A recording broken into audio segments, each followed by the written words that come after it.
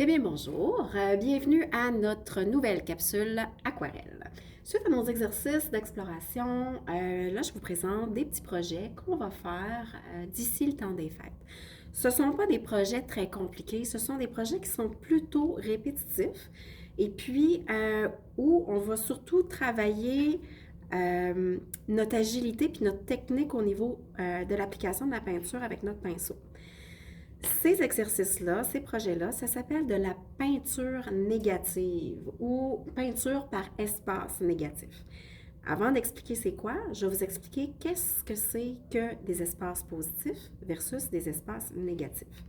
Si je regarde la petite peinture que j'ai ici, j'ai des espaces positifs. Donc, les espaces positifs, ça correspond aux objets qui figurent pour quelque chose. Dans ce cas-ci, les objets que j'ai ici, ils figurent pour des tiges, des branches et des feuilles. Ça, c'est mon espace positif.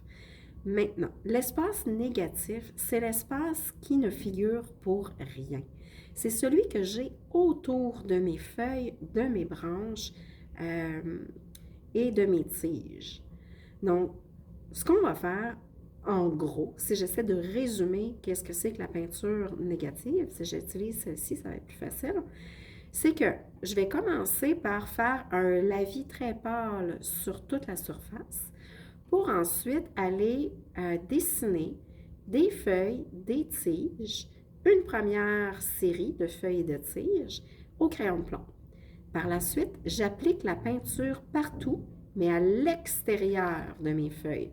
Donc, contrairement à comment on fonctionne d'habitude lorsqu'on fait un cours d'art plastique, on ne dessine pas, on n'applique pas la couleur à l'intérieur de l'objet, mais plutôt à l'extérieur ici.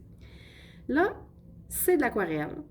Vous avez remarqué qu'il y a un temps de séchage à respecter. Donc, je vais mettre à votre disposition quand même des séchoirs pour vous permettre de sécher entre les couches. Donc, première série de feuilles, je dessine au crayon de plomb. J'applique la première série de couleurs entre mes feuilles, puis là, je laisse sécher. Lorsque c'est complètement sec, eh bien, je vais dessiner une autre série de feuilles et de tiges.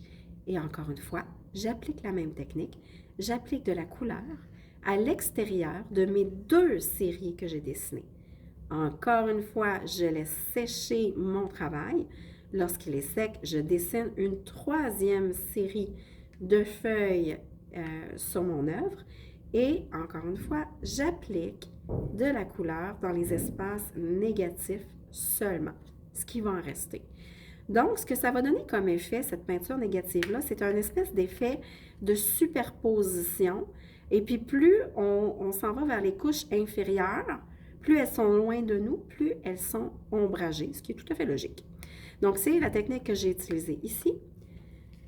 Ici, c'est encore des feuilles, mais là, on est plus dans un paysage forestier. Donc, c'est encore une fois, c'est la même technique. Puis pour terminer, eh bien, on a ici un petit paysage hivernal où est-ce que là, on ne regarde pas de haut en bas, mais plutôt on regarde un horizon. Et puis, on va faire encore une fois une peinture par la négative où on va amener de la couleur à l'extérieur de nos formes qui figurent pour quelque chose de façon subséquente.